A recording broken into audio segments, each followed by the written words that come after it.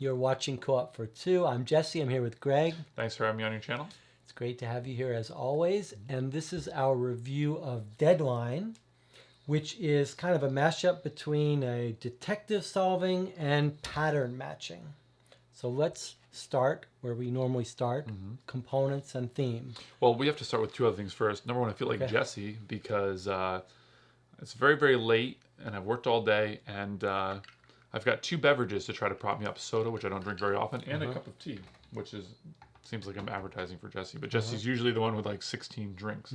And I'm only saying this also because Jesse said we're going to get through this quickly. And I don't think that that's true. And now even talking about a quick review is lengthening out just a little bit more. Yeah, you're doing it. I did tell you it wasn't going to be fast. So theme and components? Yeah. But you want to do the theme? I mean, I don't care much about theme of components in games in general. The art is nice. That's it. That's all I'll say. You don't think that we normally have to take a moment to talk about how we love film noir? Yes, we do. In this particular game, your characters are all based on writers like Raymond Chandler or Dashiell Hammett, who are great authors.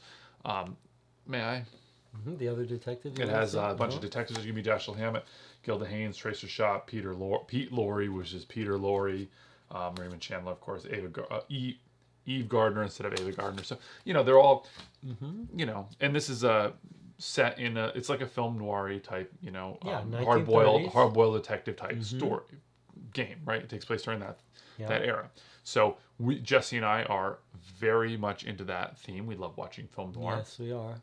We really love Chronicles of Crime, and the one of our favorite modes of that. Well, I've been playing Gumshoe, which is 1930s. This set in here, but full narrative. Really sidestep this atmosphere. whole thing that we usually discuss. Well, it's just because this game is doesn't really.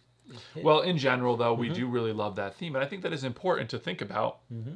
We're coming at this game with the fact that we love. That's true. To solve. That's a good point. Crime, we should be the right audience for this. We are absolutely the right audience for film noir, hard-boiled detective type story. Yes. In other reviews, we've listed books and movies that we've enjoyed in that genre. And in fact, we've played every game we can get our hands on that's in this detective genre. Yeah. So that's that. So just briefly to look over, I mean, the art is, this is pretty, that's pretty good, this art, actually. Good. And all these cards have little photos of New York City. And although you don't use it, like, really, we don't read them or anything, it's kind of cool that it says, like this card is functional only. We only ever look at these symbols, but in fact it says sandwich shop. It's got like this little it's got a little flavor text. Yeah, you had your choices: sandwich, very old meat, or brown cheese. Take your pick. So it's kind of a cute little thing, but we don't ever really look at that. I will say the thing about this. These components that I do think is really kind of cool is the match books. Yeah, I mean, it's like kind of a trope or like a cliche at this point where it's like, I found this matchbook in his pocket for like this bar or whatever, and then you go there and that's what leads. I mean, if I were to like murder somebody, I'm going to make sure they don't have any matchbooks in their pockets. Like, yeah. So I mean, I think it's cool in the fact that like you flip it over and it's the lit match or whatever. So it's nice, and they look kind of cool. And this is a very thematic way, not thematic, but it looks very nice. And just to have these to be a kind of part of that mechanism of being able to do some special clean. actions. So that's cool. The symbols are clean. Everything's easy to read. Yeah. The cards it's serviceable, and in fact, like, even though you aren't looking at it, I do think the art on some of these cards is quite nice. But it's not really, you don't really notice it while you're playing at all. Yeah. Most of the time, you're just thinking, like, will this be over? Yeah. Sorry, that's jumping ahead. Well, let's go. Let's move in. I do want to mention one other thing, which is kind of cool. So Jesse and I were fighting over, you watch our playthrough, which is also possibly on the channel. We fight over the first player marker quite a bit. But it's kind of cool because, it has, like, the back of it actually has, it's nice. And it reminds me of, like, when I was a kid, I had one of the, like a badge, and it had, like, this little, you would push it and then hook it around. And so you could actually kind of like think about wearing that. It's just, I thought it was just kind of a nice little touch to have that on the back. And it also, like most things, nostalgia is it's such a enjoyable feeling of like remembering things from your childhood. And that was something I remembered. So I like that quite a bit. And then also, not that the game needs it, but it has these, the nice player aids are excellent. Player aids are excellent. All right, let's start talking about the mechanics of this game and the Mechanisms. decisions. As we've talked about often, I mean, the heart of the game is the decisions. Are the decisions interesting? And they're actually, like, surprisingly, when you look at it on paper, there are a lot of decisions that involved in this game. Tactical, this mostly tactical. Yeah, you're doing this pattern matching, right? And then you're also deciding when to use these things, which goals to go after. May I back you up for a second? So, Sure. so I think it'd be easiest to. I know you're kind of leading this discussion, but if I may pop in, Go for it.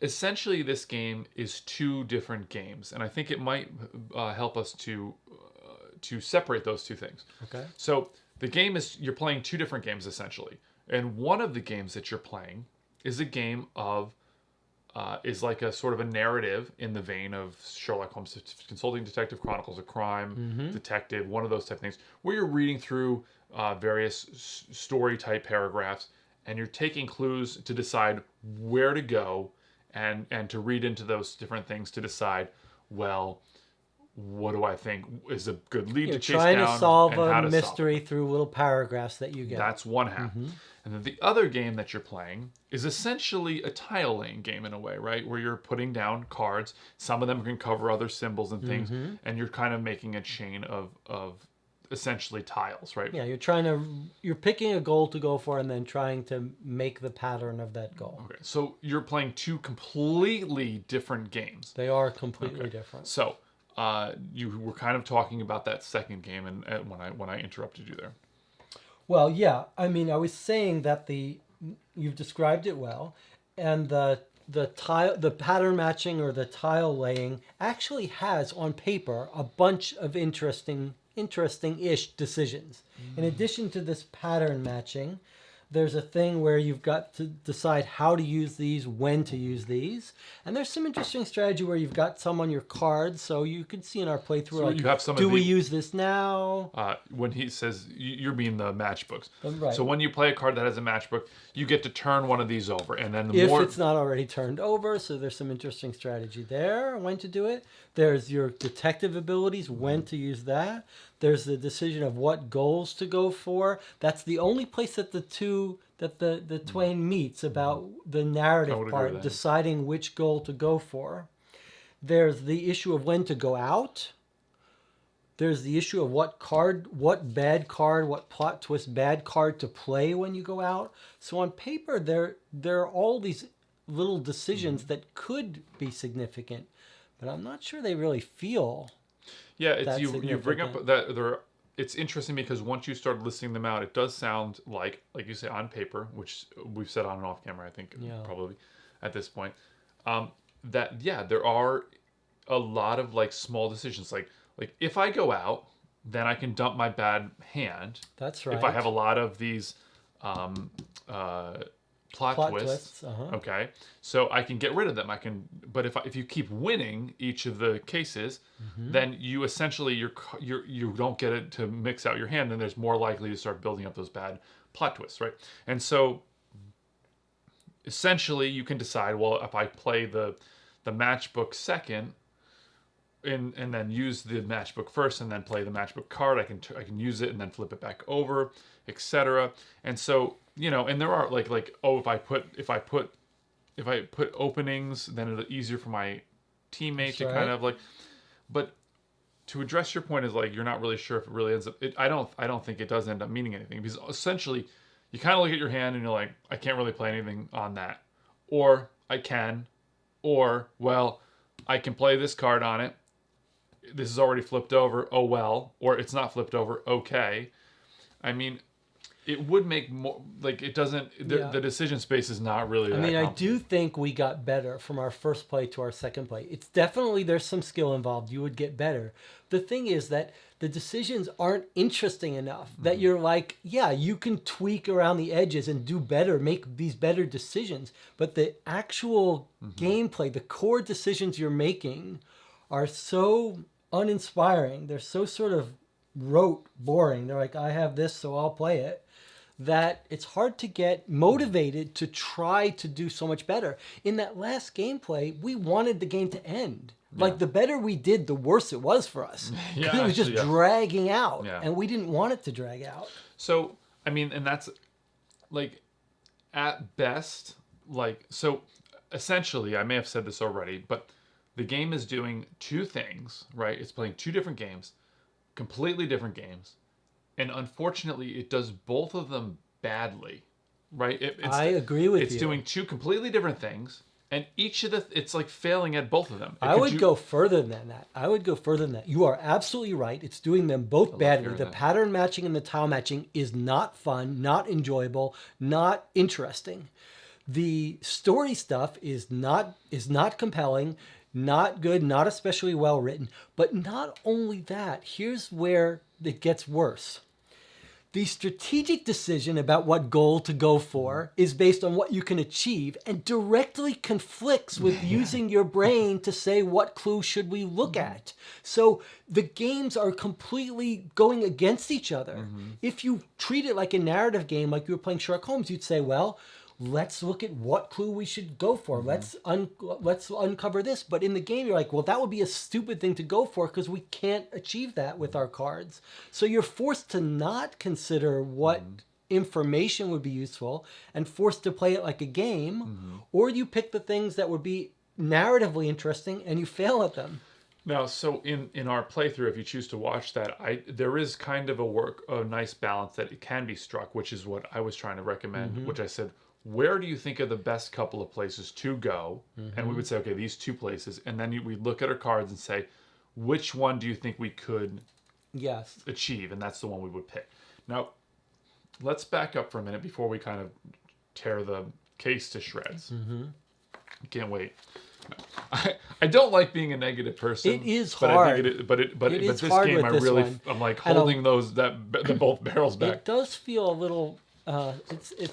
It feels a little unpleasant to be so negative. But we played this twice, and in both times, we really wanted it to end quickly. One of us was forced into playing it the second time. So essentially, when you play the tile laying part, which is how I think of it, right? The part with the card chains, right? Essentially, you're mostly just playing whatever, like you have essentially, I have to play this. You're not really excited about, you're not like, I'm going to build out this way. It's such a simple system.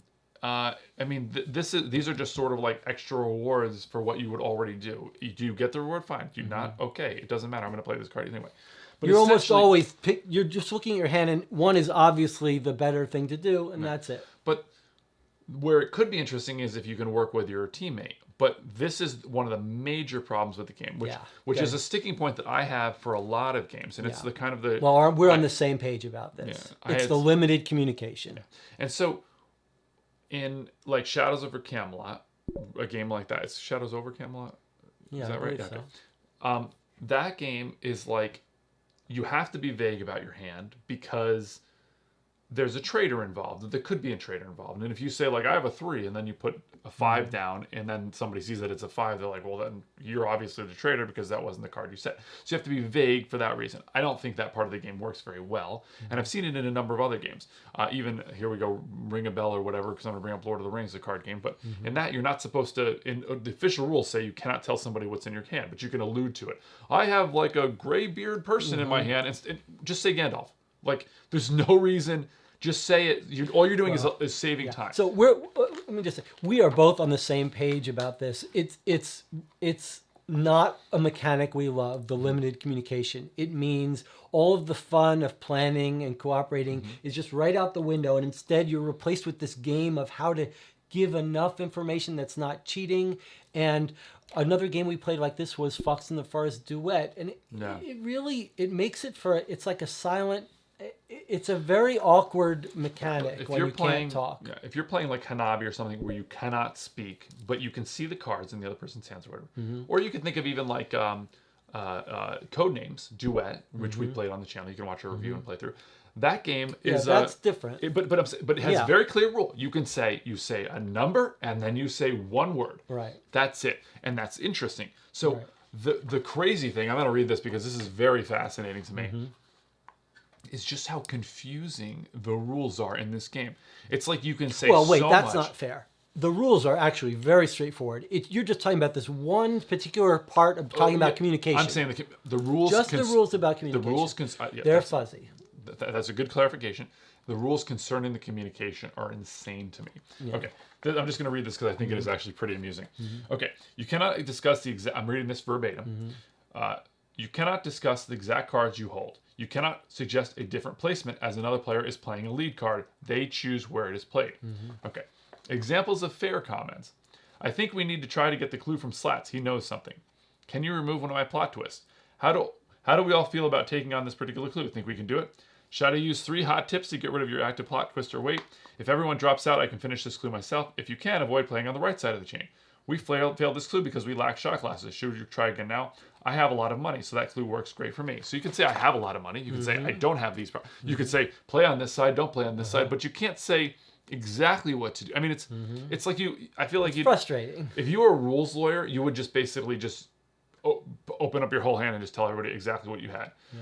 I mean, like it just seems like kind of crazy, right? Like it's like you need like some kind of specialist to come in. You know, like you got to hold on. I got to call my lawyer and figure out whether like I can say this. Yeah, I think this is a good test of your game. You're designing a game, right? Like Pandemic originally, I don't think you had played with open hands. But the thing about you could say when you have open hands, is the game interesting still? In this thing, you can see so much rests on not letting you do it. Because if you play with open hands, it would just be just a little boring, long puzzle. You'd be like, all right, first you go here, then you go here. There's no fun. But then, I mean, you can essentially tell people almost what you have in your hand. You just can't say the exact order, which is almost worse in a way, to me. I mean, examples of cheaty comments, I have a lead card with a money, a blank, and a shot glass on it. Well, you can't say that, but you can say, I can play a card on the right side that has money. I mean, I have money card. I can play on the right-hand side. I mean, it's so ludicrous how, you can say all this stuff, but then there's, some vague things you can't say. It's interesting. Well, I mean, you have a big thing with rules saying what you can say. Yeah. Over and over again, Greg will say that some game bothers him because the communication rule is not strict. And sometimes you even come up with your own ways. So for me, that doesn't bother me at all. Like the idea that your group will figure out what kind of fuzzy communication does not bother me. But what bothers me is it's just an artificial impediment to collaborating and cooperating that makes it less fun. You're like, well, we're gonna agree not to talk too much because we don't want to spend an hour making a plan, but then we know we're gonna occasionally fail something that we could have won because we didn't talk too much. It's just it adds no enjoyment to the system. But the bottom line, I mean, we can go around, is this just not fun? It's not fun. It's just not fun anyway. I mean, that's really the biggest failing of it. Yeah. I mean, to me, just not to belabor this point, but in code names, you're like, if somebody says, okay, well, this one's a little out there, guys, but patio 2. It's like you just said you just gave so much information, and so that's why the game just is like one word, one thing. And this is like you can say a lot of stuff, but you can't. I mean, I feel like I have to be like to my lawyer and then have them talk for me and tell Jesse what I might have. Okay, but so leaving aside the communication issue for a second. All the rest of it isn't fun either. The part about these bad things that you put out, they're just oppressive, right? You put this thing in now, every clue requires an extra money, or you put something in every time. It just feels like if you get lucky, then you're great. You don't have any of these, and if you get unlucky, you've made everything much harder, and it's harder in a non-fun way. It's just one extra symbol you have to get for everything. It's not. I mean, essentially, it's. I understand why it's there. It's there to make the game harder for you or to make the game different or whatever. Fine. I mean, there's artificial impediments. I mean, in every game, really, that are making things harder for you. Yeah. But essentially, does it make an interesting decision? When you say, I'm going to play, I guess I'll play this card here in front of me as a bad card, as my choices of cards. And it says each clue requires an additional money. Well, that's much more difficult.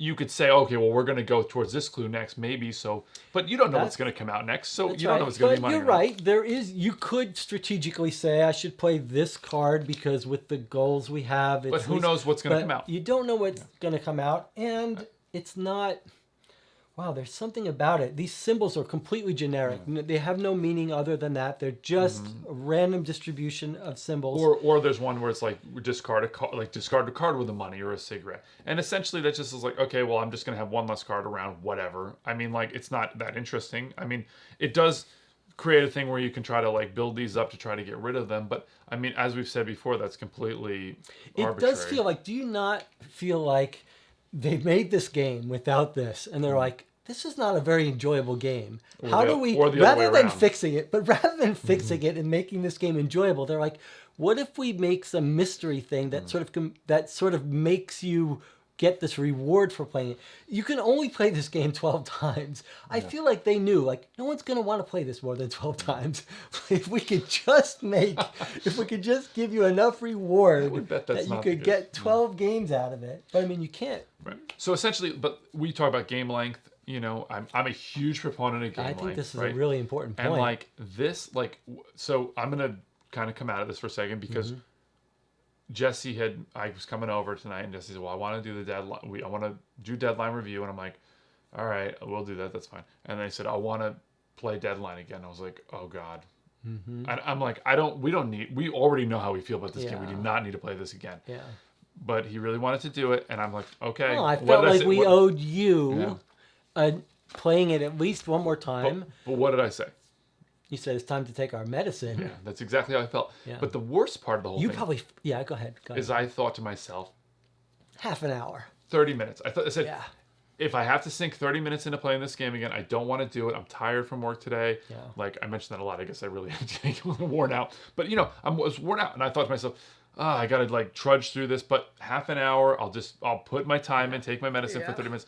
And we got to like an hour and 15 minutes, and I'm like, we could just stop now. I didn't think in any sense of there was no possible way that Jesse would be like, yeah, well, we can stop. Yeah. And he said it. I was like, both times. The first time we played it, we suicided. We wanted it to end, and that's very rare for me. I will normally play it, but this game that's why it was so way overstays its welcome. Oh my God. Way overstays its welcome. Shall we? And can you imagine the chaos if you played this with more than two people? Dear God, no.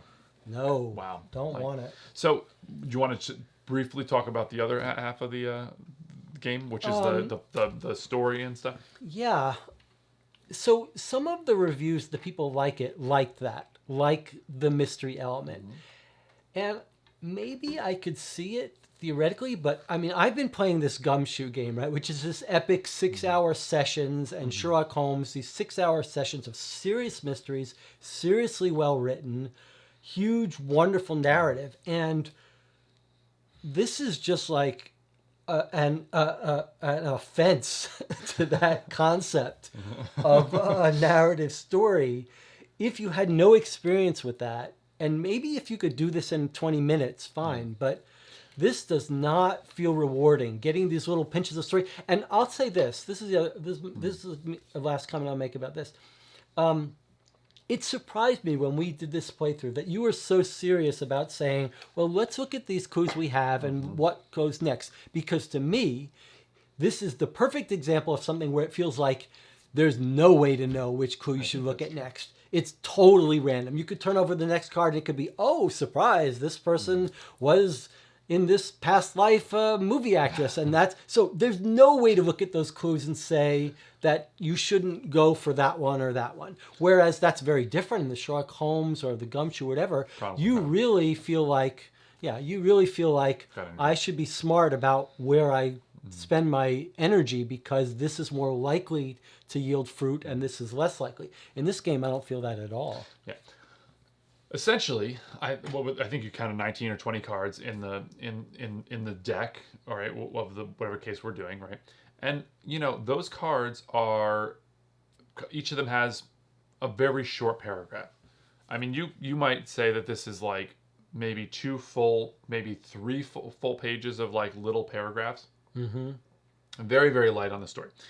And essentially, you know, it is, as Jesse described, a little hit or miss. It's like, you pick this card up and it says, hey, you know, like he was wearing an old fur coat.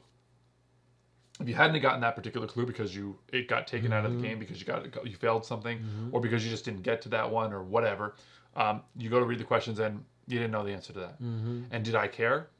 Nope, Yeah. not one bit. And when I felt like, oh, we can like try to deduce things, we should go to the morgue first. We should definitely see the bodies. We should go to the crime scene. That's a very important thing. And like some of the ones where I felt like these are meaningful leads to chase down, they would not spawn more leads. And in fact, when we stopped, when we just threw in the towel, we had like solved a ton of them.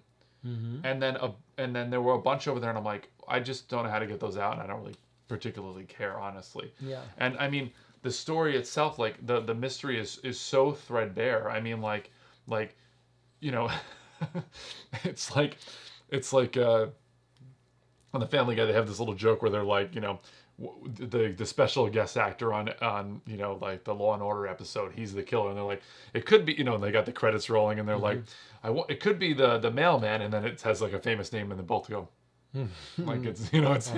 And that's kind of how I felt about that when we played the both of them. Essentially, we're like, okay, it's probably that person, and then you just read a card and you're like, okay, well, that seems like a motive or whatever. I mean, like, you don't get any sense of a story, which is why I think we really were doubling down on our statement of like, that whole section of the game was done poorly. Yeah. It's so crazy that it's like, why wouldn't they just have like doubled down on, you can imagine would it be better to have gone heavier on one rather than the other, like. Yeah, it's props to them for trying to make a detective game with some mechanical game stuff, but it shows you that one of the ways that the detective games work, when they work well, whether it's Chronicles of Crime, Sherlock Holmes, is that it's a large enough set of narration and story and pieces and clues that you can drip information slowly out, and you can have ways of confirming and really confirming a theory. When you've got just a few clues, a small set, then that means, first of all, information is dumped on us in a paragraph. 3-4 names are mentioned that we're just like, we don't care. We don't know who this is. We don't know their past. We don't care. And there's no room for confirming information by finding 3 different confirmatory pieces of evidence, which means that any card, as you said, could turn over and change the whole mystery each time. Well, I think like, it's interesting to me. One of the common like complaint or like trope of this genre of game, like, right, well, I don't think that's right. I don't think what I said was Whatever. right. But one thing that you kind of find in this genre of game, okay, is when designers go about making detective style games, mystery based games where there's a story to be solved, you can't just read everything in the story. There has to be some pushback, because if you just read the whole story, you're probably going to get the answer right. So they need to have some gamey part of it, right? And so what every single one of them does, or like 90% and 95% of them do, is introduce like some kind of a time element where you can only see, where you run out of time the more that you see, or the resource of like you can only see so many clues and you have to decide which ones to see. Sherlock Holmes has that as a sort of, well, penalizes you in points as you go along or whatever, but essentially like you can only look at so many before your score goes through the ground. Detective has that time element. Chronicles of Crime, every time you travel, whatever, it adds a little bit of time, and then you run out of time for the case or whatever. So all of these use that mechanism, right? Because it's the one that people think of, right? I mean, I disagree with you here, but go ahead. Let me run out your point. What this game is doing is attempting to try something different, which is, what if we take the tired old thing of like, you only have so much time to solve the crime, when in reality, it is staggering. This is another aside here. It is staggering. And like when you watch like all these crime shows or listen to these I listen to podcasts and watch these like Forensic Files or Case File podcasts or whatever. And it's like, there'll be the crime will be committed. They'll arrest somebody like a year later. And then like 4 years later, they're going on trial. It's crazy. Like years just peel away. But here we are. And our detective is like I've got a day to solve this triple homicide.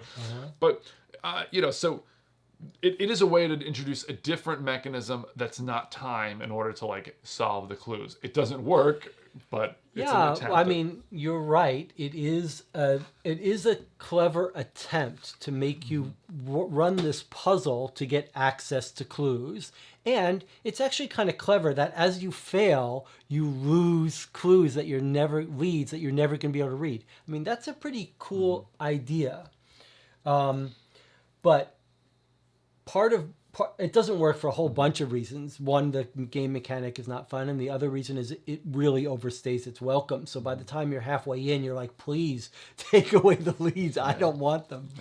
Yeah. I mean, I would disagree with you about the other detective games, especially something like Sherlock Holmes, having a time clock being so important. I do think that that's the least interesting way that those games make it a puzzle. They much more depend on sort of your willingness and stamina to run down leads and figure out and decide where to look. No, I understand that, but I'm saying that like the gaminess part of those games, right? Like if you strip away the story, the mechanisms in place to make it a game rather than just reading a book is almost always time, which means you have a very limited amount of time that you can only like run down. I mean, like look at Chronicles of Crime. Well, is time based, you know, like. Well, I mean, I would come at it differently. I would say that for most of those games, Detective Modern Board Game and Detective City of Angels relies more on time, but the other ones don't have time being that big an element. And what you see here is the time is the only element. Otherwise, you would open every clue and look at it and just have a story read to you. If you succeeded at every single one of these tests, you would see all the clues. Yes. If you succeeded at all but 3, you would see all the clues. That's right. So it's not a time thing. I mean, it's. Yes, you're right. It's not a time thing, but I mean, I'm agreeing with you that the only mechanic here making this a challenge is the fact that when you lose access to a clue. Without that, you would just read everything. It's not requiring any deduction on your part to decide which to read. You're going to read as many as you can until your time runs out. Sure. Yeah. So in a sense, you're just racing against your failure until you get as many as you can, and then you try to solve it. It's almost like you're running a marathon, and as soon as you just, you know, like I don't know, like it's like you just keep going and going and going until like I don't know, 3 people ahead of you. I know it's a weird analogy to make, but like it just feels like you just keep going. You just keep doing it until you like mess up enough that they let you. You know, it's sort of like being really bad at your job. Like right, you just think to yourself, man, I want to go home. I guess if I just keep breaking things, they're going to eventually send me home. You're going to fail your way to the top in this game. Yeah, that's an interesting way. Fail your way to the top. Man, if we had little subtitles to these, or like subheadings, subtitle. Yeah, I guess it is a subtitle, but not a subtitle. Are there any other points we wanted to make? I mean, we have our little cheat sheet here that we use. I mean, it's the top. It way overextends its welcome. I'll ask you this question. And not so easy to fix that, because if you cut yourself down to 10 leads, you'd make the mystery even less important. If this game was 20 minutes long, would you enjoy it? I don't think there's any way to make this enjoyable for me. The more you cut it down, the symbol stuff is never going to be fun. No. And the more you try to shorten the mystery, the less fun that's going to be. What about Roll of Luck?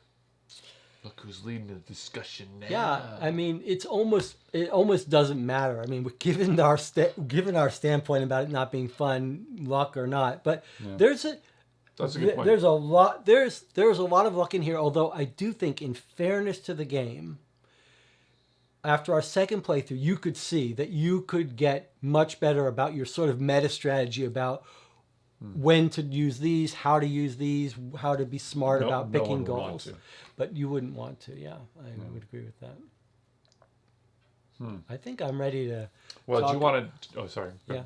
I mean, I'm ready to give it a rating and then talk about similar games and stuff. Yeah. Which way do you want to do it? Because you switched our structure here. I see on our listing that these things have been reversed. if you like it. Oh, I like yeah, it might be for you. That's a great question. So let's talk about this for a second. The reviews of this game are quite positive. Z Garcia, we've talked about, who we both respect, liked it quite a bit. Dale Yu, who writes a blog that I really respect, he liked it quite a bit. Rado liked it. I might not respect his opinion as much, but the You point might is, not find commonality with him is probably a better way to say it. but well, he likes everything. But a lot of people liked it. The BGG reviews are they like it, and I'm not sure how to explain that. I really am not. Other than if you're a hardcore detective, if you love the serious meat of those detective games like we do, and really sinking your teeth into them, this is going to be a disappointment. Yeah, I would agree. But maybe if you're the kind of person who doesn't want a heavy mystery, this flavor of a little bit of a mystery might appeal to you. This game actually really may I mention another game? Yeah. Okay, so a game that is very similar to this that I I thought of a number of times, and I don't even think I mentioned this to you. All right. Is I think it's called Watson and Holmes. There's another subheading to that. I gotta figure that out because I said subheading and subtitle twice, and that's not wrong. That they're both wrong rather. Okay. I'm getting a little. So, byline, is that it? What is the word? Subtitle. Whoop. You're gonna put it right there, please. Subtitle. I want to go like this. The subtitle. It's gonna be like magic. I'm giving it to you. Subtitle.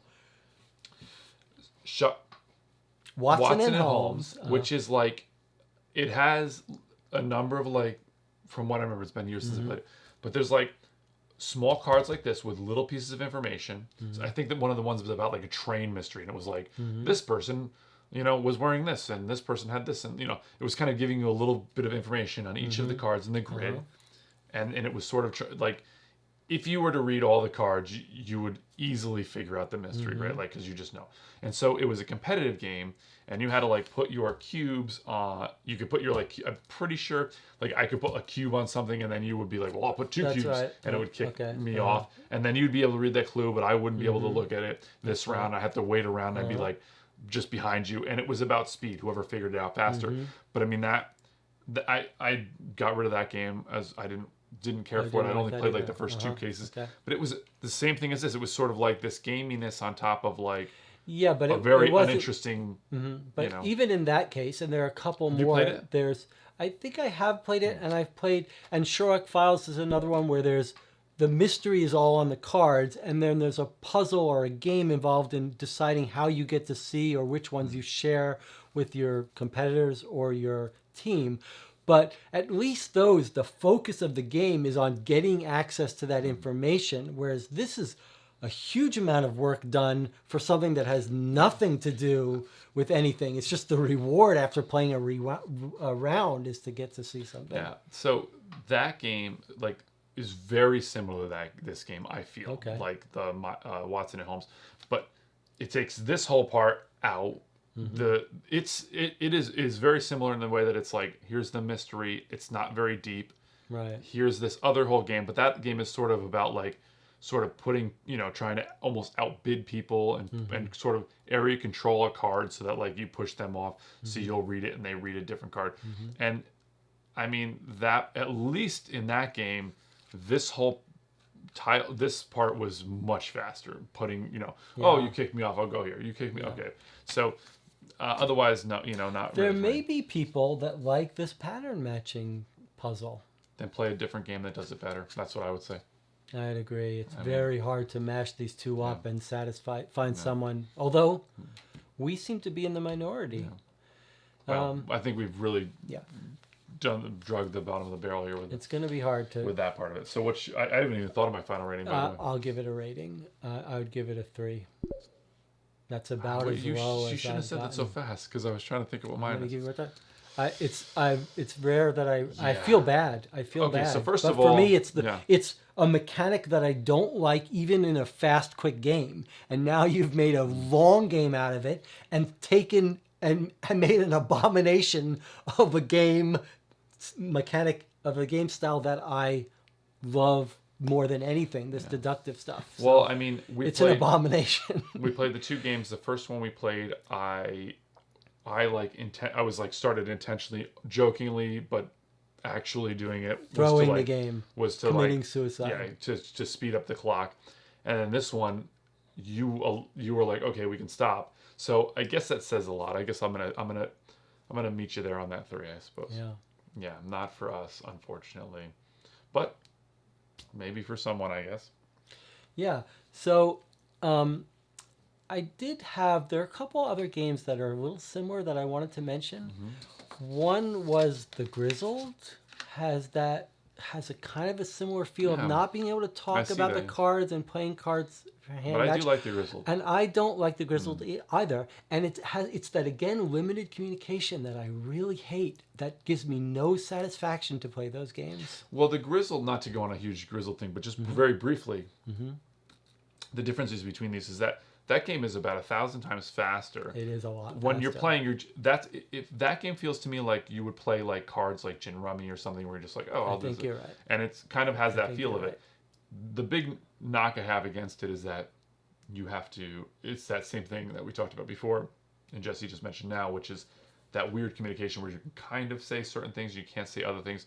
But if you essentially play mostly quiet, like I think it's quite enjoyable just because it goes pretty quickly, and sometimes it's refreshing sometimes to play a game that just is somewhat fairly simple, but you know what I mean? Yeah, like, it's almost like an activity. yeah, you just kind of a cool down or something of that nature. But yeah. Now I'm going to give another game that has a little bit of the same feel in terms of the one part that I think is kind of interesting here is when you pick the goals. You're like, maybe we can do this, maybe we can do this.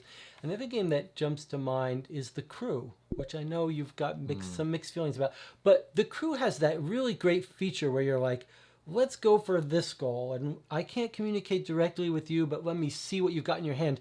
That's part of why this fails, because in The Crew, you go around this whole game and you're learning a little bit more about people in their hands and how they can help. This game, what you've got in your hand to help with one round, that information is useless to you by the time it gets to the second round, and that's part of the disappointment. So just to clarify, sorry, before people start throwing things at the screen, The Crew is an amazing game, but I think at the 2-player count, it's so easy, it's ridiculous, and that's why it's not fun. But at any other, it's got a lot going for it, and maybe we'll review it at some point. Yeah. Although you didn't want to review it before. No, I'll review it. All right, let's like it. I think it's time to wrap up. We're in the weeds. We've Jesse. given our ratings. That's it. That's it, guys. I'm sorry. I feel bad for the author.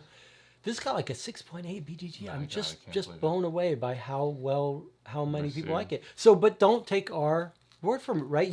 This might be the sweet spot for you, Yeah, not for me. not for me. All right, guys. We'll see you next time. If you like these videos, please consider subscribing to the channel, clicking to get notifications. Leave a comment. Let us know where you think we went wrong or who you think might like this, and consider becoming Patreon supporters. And we'll see you next time. I don't think the designer is going to become a Patreon supporter. Probably not, but this is just one game. He's probably got a lot more good stuff in him. All right, guys. See ya.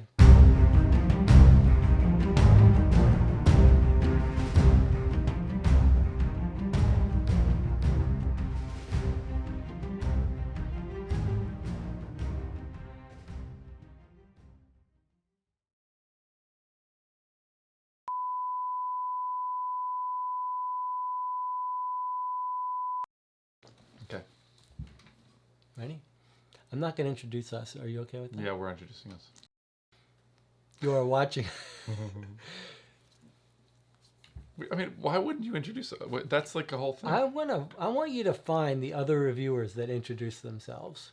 I want you to find me Tom Vassell. I want you to find me anyone. Every Tom, podcast I listen to. I know, but these are YouTubes. Yeah, people could listen to them in their car. They can do whatever they want, but I'm saying I want you to find me a YouTube board what's- gamer that okay, introduces themselves. What's the guy's name that we like his reviews of? Z Garcia. Oh, okay. You think What was he it? starts each video and No, says no, I'm no, Z no, I'm Garcia? And what's the name of the guy that does like that? Yeah, What am I- I know his name. Yeah, Sure, you know all their names. I know because they talk to each other and mention each other by names. But he doesn't introduce himself on every video. Don't you think it's helpful that people that you know their names that you want? But he doesn't introduce himself. It just comes out from watching and hearing people talk. I mean, we've done so many videos. Are you happier if I introduce us? That's our. We have a very light agreement. We have a very simple agreement, and that's part of our agreement. That's true. Okay. Here we go. It is I forgot that's woven into the other part B of the agreement. It's sort of the necessary prerequisite for me thanking you. All right, here we go.